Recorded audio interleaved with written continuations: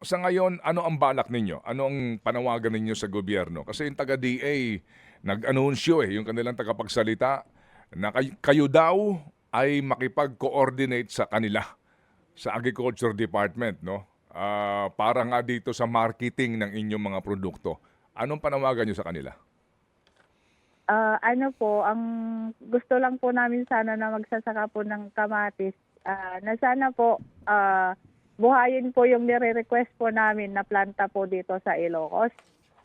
Para kung sakaling magkabagsakan yung presyo at saka ano, meron naman talagang inaano na pang-planta po, yung talagang quota po na papuntang planta. Mm-mm. Oo nga, Para po may pagdalhan po kami ng mga nahihinugan na ayaw po ng mga traders. Oo. So kumbaga para laging may ready market, mabuksan sana yung planta. Yung plantang yan, sino ba dati may-ari niyan? Di ko po sure po kung gobyerno po o private po yun.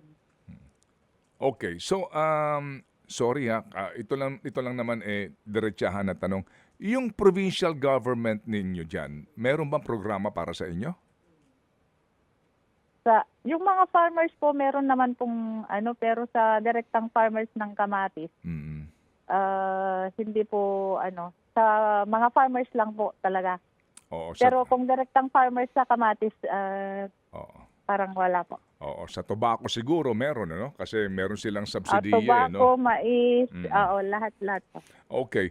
Vilma, sa pangyayaring ito, kailan kayo magtatanim ulit? Magtatanim pa ba kayo ulit? Oo, taon-taon po 'yan na nakikipagsapalaran po.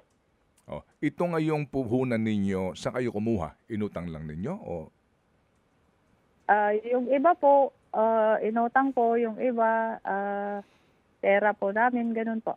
mm. Dito ngayon sa Hindi lat hindi oh, go ahead. hindi lahat po kasi sino-supply po ng mga ano po, eh, kung may mautangan, gano'n po. Mm. Meron na bang mga nag-aalok diyan na bilhin na lang sa inyo ang lupa ninyo? Meron na rin po, gano'n. Mm. Pero hindi lahat po. Oo. Ikaw ba, kayo mag-asawa, kayo ba nag-iisip-isip na ibenta na lang ang lupa ninyo? Ay, hindi po. Mm.